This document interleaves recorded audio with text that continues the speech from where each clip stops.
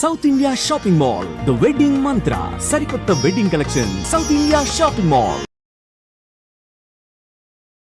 అవిసె గింజలు చాలా ప్రాధాన్యత సంతరించుకున్నాయి. ఈ యొక్క అవిసె గింజలనే ఫ్లాక్స్ సీడ్స్ అనేటువంటి పేరుతో మనకి చెప్తూ ఉంటారు అనమాట. ఫ్లాక్స్ సీడ్స్ అని చెప్పేసి ఆంగ్లంలో చెప్తుంటారు. అవిసె గింజలు ఇవి మనకి సంవత్సరం అంతా కూడా మార్కెట్లో దొరుకుతాయి. అవిసె గింజలు చాలా అద్భుతంగా పనిచేసేటువంటి పోషకాహార ద్రవ్యం. శరీర ఆరోగ్య పరిరక్షణకి, వ్యాధులు రాకుండా ఉండేందుకు, వచ్చిన వ్యాధులు త్వరగా తగ్గేందుకు, వ్యాధి నిరోధక శక్తిని పెంపొందింపజేసేందుకు కూడా అవిసె గింజలు వ్యాధి నిరోధక శక్తిని పెంపొందింపజేసేందుకు కూడా ఈ యొక్క అవిసె గింజలు చాలా చక్కగా ఉపయోగపడతాయి. ఆధునికంగా మనం ఆలోచించినప్పటికీ ఈ అవిసె గింజల్లో అనేక రకాలైనటువంటి రసాయన పదార్థాలు ఉన్నాయి. ఇందులో అమినో యాసిడ్స్, ఈ అమినో యాసిడ్స్ అనేటువంటి యొక్క రసాయన పదార్థాలు 18 రకాలైనటువంటి అమినో యాసిడ్స్ ఈ యొక్క అవిసె గింజల్లో ఉన్నాయి. వీటితో పాటు ఒమేగా-3 ఫ్యాటీ యాసిడ్స్, ఫైబరు, సైనోజెన్ను, lignans, dihydrotestosterone, selenium, magnesium ఇలాంటి అనేక రకాలైనటువంటి ఈ యొక్క పదార్థాలు కూడా ఈ యొక్క అవిసె గింజల్లో ఉన్నాయి. ఇంతకుముందే నేను చెప్పాను, వ్యాధి నిరోధక శక్తిని పెంపొందింపజేసేందుకు అవిసె గింజలు చాలా అద్భుతంగా పనిచేస్తాయని చెప్పేసి. ఈ రోజుల్లో చీటికి మాటికి చిన్న వయసు నుంచే అనేక రకాలైన జబ్బులు మన దేహాన్ని చుట్టుమిట్టి రకరకాల ఇబ్బందులు గురి చేసేటువంటి పరిస్థితి ఏర్పడుతుంది. దీనికంతా కారణము వ్యాధి నిరోధక శక్తి మనలో తగ్గిపోవడము లేదా సన్నగిల్లిపోవడం అని చెప్పి చెప్పుకోవచ్చు అనమాట. మరి ఈ వ్యాధి నిరోధక శక్తిని పెంచేందుకు ఇందులో ఉన్నటువంటి 18 రకాలైనటువంటి అమినో యాసిడ్స్ చాలా అద్భుతంగా పనిచేస్తాయి. ఈ వ్యాధి నిరోధక శక్తిని పెంపొందింపజేసేందుకు మన దేహంలో రక్షణ వ్యవస్థ చాలా పటిష్టవంతంగా తయారు కావడం చాలా అవసరం.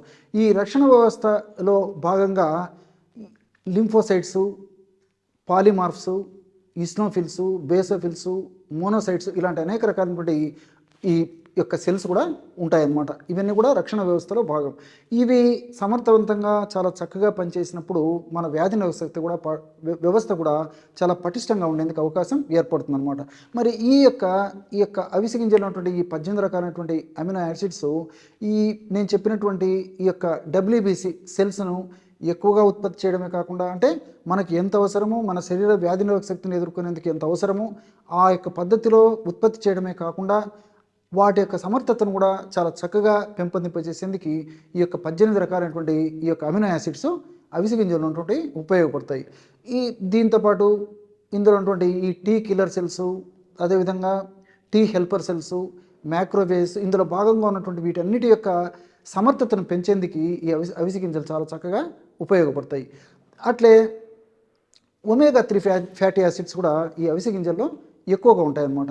మనకు ఒక్క రోజుకి 1.1 గ్రామ్ ఒమేగా-3 ఫ్యాటీ యాసిడ్స్ అయితే సర్వసాధారణంగా సరిపోతుంది అనమాట. అలాంటిది అవిసె గింజల్లో 100 గ్రాముల అవిసె గింజలు మనం తీసుకున్నట్లయితే ఇంచుమించు 18 గ్రాముల వరకు కూడా ఒమేగా-3 ఫ్యాటీ యాసిడ్స్ ఉంటాయన్నమాట. ఈ ఒమేగా-3 ఫ్యాటీ యాసిడ్స్ ఉన్నటువంటి ఇలాంటి అవిసె గింజలను మనం తీసుకోవడం వల్ల గుండెకు చాలా రక్షణకరంగా, ఉపయుక్తకరంగా ఉంటుందన్నమాట. అదేవిధంగా మెదడుకు సంబంధించినటువంటి సమస్యలు కూడా రాకుండా ఉండేందుకు, వచ్చినటువంటి వ్యాధులు త్వరగా తగ్గేందుకు కూడా ఈ యొక్క ఒమేగా-3 ఫ్యాటీ యాసిడ్స్ ఉపయోగపడతాయి. ఇక్కడ మరొక విషయం కూడా మనం గమనించాలి. శరీరంలో చాలా వరకు వివిధ రకాలైనటువంటి అనారోగ్య పరిస్థితులు ఎదురయ్యే ముందు కానీ, ఎదురైన తర్వాత కానీ ఇన్ఫ్లమేషన్ అనేటువంటి ప్రక్రియ జరుగుతూ ఉంటుందన్నమాట. ఈ ఇన్ఫ్లమేషన్ అనేటువంటి ప్రక్రియ జరిగినప్పుడు ఆ ప్రక్రియలో భాగంగా ప్రోస్టాగ్లాండిన్స్ అనేటువంటి హానిని కలుగజేసేటువంటి రసాయన పదార్థాలు ఉత్పత్తి అవుతుంటాయి. ఎప్పుడైతే ఈ ప్రోస్టాగ్లాండిన్స్ అనేటువంటి హానికారకమైనటువంటి రసాయన పదార్థాలు ఉత్పత్తి అవుతాయో అప్పుడు రక్తనాళాల్లో ఫ్యాట్స్, అదేవిధంగా ప్లేట్లెట్స్, అదేవిధంగా కొలెస్ట్రాల్ ఇవన్నీ కూడా పేరుకొని పోయి అనేక రకాలైనటువంటి సమస్యలు, అంటే రక్తనాళాలకు సంబంధించినటువంటి సమస్యలు, అదేవిధంగా గుండె జబ్బులకు సంబంధించినటువంటి సమస్యలు వచ్చేందుకు కూడా అవకాశం ఏర్పడుతుందన్నమాట. మరి ఈ ప్రోస్టాగ్లాండిన్స్ యొక్క ఉత్పత్తిని తగ్గించడమే కాకుండా వాని పని సామర్థ్యాన్ని కూడా నిర్వీర్యం చేసేందుకు ఈ ఒమేగా-3 ఫ్యాటీ యాసిడ్స్ చక్కగా ఉపయోగపడతాయి.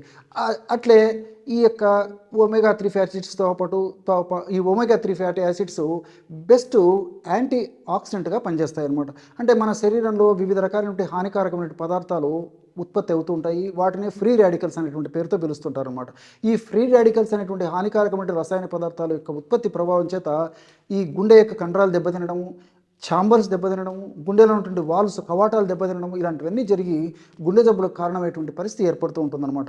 మరి ఈ యొక్క ఒమేగా-3 ఫ్యాటీ యాసిడ్స్ ఈ యొక్క ఇవి దెబ్బతినకుండా, అంటే గుండె కండరాలు దెబ్బతినకుండా, ఛాంబర్స్ దెబ్బతినకుండా, అంటే గుండె గోడలు దెబ్బతినకుండా, గుండె కవాటాలు దెబ్బతినకుండా కూడా ఈ ఒమేగా 3 ఫ్యాటీ యాసిడ్స్ చాలా చక్కగా ఉపయోగపడతాయి. వీటికి తోడు దేహంలో హెచ్డిఎల్ అనేటువంటి మంచి కొలెస్ట్రాల్ని పెంచేందుకు ఇవి ఉపయోగపడతాయి. ఎప్పుడైతే దేహంలో మంచి కొలెస్ట్రాల్ పెరుగుతుందో అప్పుడు గుండె జబ్బులు రాకుండా ఉంటాయి.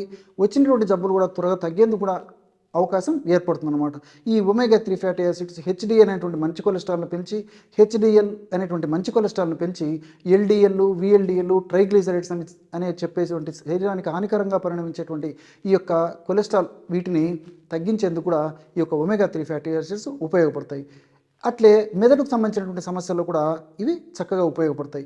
మెదడు కణాలు దెబ్బతినకుండా ఉండేందుకు, అట్లే మతిమరుపు అనేటువంటి సమస్య రాకుండా ఉండేందుకు, ఏకాగ్రత, ధారణాశక్తి, స్మరణ శక్తి ఇవన్నీ బాగా ఉండేందుకు, ఇలాంటి అనేక రకాలైనటువంటి వాటికి కూడా ఈ యొక్క ఒమేగా 3 ఫ్యాటీ యాసిడ్స్ ఉపయోగపడతాయి. కాబట్టి గుండెకు చాలా మంచిది, రక్తనాళాలకు చాలా మంచిది, మెదడుకు కూడా ఈ యొక్క ఒమేగా 3 ఫ్యాటీ యాసిడ్స్ చాలా చాలా మంచిది.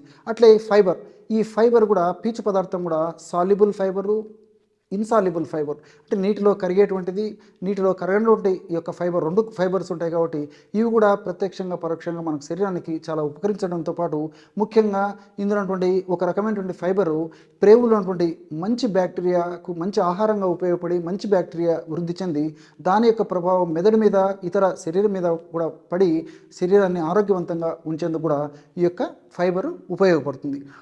దీంతోపాటు ఇక్కడ మరొక విషయం కూడా తెలుసుకోవాలి. ఇందులో సైనోజన్ అనేటువంటి రసాయన పదార్థం ఉంది. ఇక్కడ మాత్రం మీరందరూ బాగా గుర్తుంచుకోవాలన్నమాట.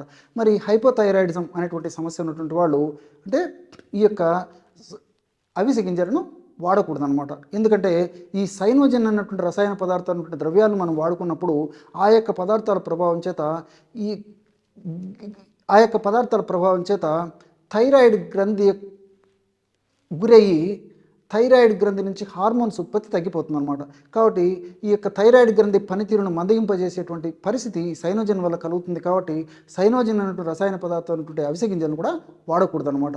అట్లే దీంట్లో ఈ సెలీనియము, అదేవిధంగా ఇతర పదార్థాలు, లిగ్నాన్స్ ఇవన్నీ కూడా కణాలు బాగా ఆరోగ్యకరంగా ఉండేందుకు, కణాలు చైతన్యవంతంగా ఉండేందుకు కూడా ఈ యొక్క ఇవి ఉపయోగపడతాయి. సరే, ఇవన్నీ నాణ్యానికి ఒకవైపే. మరి అవిసె గింజను ఎలా వాడుకోవాలంటే మిగతా వాటిలాగా ఈ డ్రై నట్స్ లాగా నానబెట్టి తీసుకోవడం కానీ, లేకపోతే ఇంకొక పద్ధతిలో మొలకెత్తి తీసుకోవడం కానీ ఇలా చేయడం వీలు కాదనమాట. ఈ యొక్క అవిసె గింజలని నానబెట్టి తీసుకోవడం సాధ్యం కాదు, మొలకెత్తి తీసుకోవడం సాధ్యం కాదు. కారణం జిగురుగా ఉంటుంది, బంకగా ఉంటుంది, తీసుకోవడం కష్టంగా ఉంటుంది, తీసుకోవడం కూడా ఇబ్బందికరంగా ఉంటుంది. కాబట్టి మరి ఈ పద్ధతిలో తీసుకోకూడదు అనమాట. ఈ యొక్క అవిసె గింజలను తీసుకోవాలంటే వేయించి తీసుకోవాలన్నమాట. ఆ వేయించడం వల్ల దీంట్లో మరొక సుగుణం కూడా కలుగుతుంది. ఏంటంటే అవిసె గింజల్లో ఉన్నటువంటి ఆ ఫైటిక్ యాసిడ్ అనేటువంటి పదార్థం ఏదైతే ఉందో ఆ పదార్థము శక్తి తగ్గిపోతుంది అనమాట. అంటే పదార్థం నశించిపోతుంది.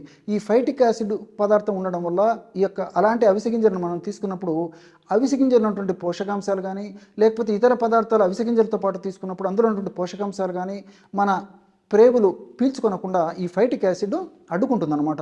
కాబట్టి ఈ అవిసె గింజలను మనం వేయించడం వల్ల ఫైటిక్ యాసిడ్ తగ్గిపోతుంది. కాబట్టి ఆ ఫైటిక్ యాసిడ్ తగ్గిపోవడం వల్ల పోషకాంశాలు కూడా చక్కగా మన బాడీ పీల్చుకునే దానికి అవకాశం ఏర్పడుతుంది. ఈ పద్ధతిలో అవిసె గింజలను వేయించి వాడుకోవచ్చు.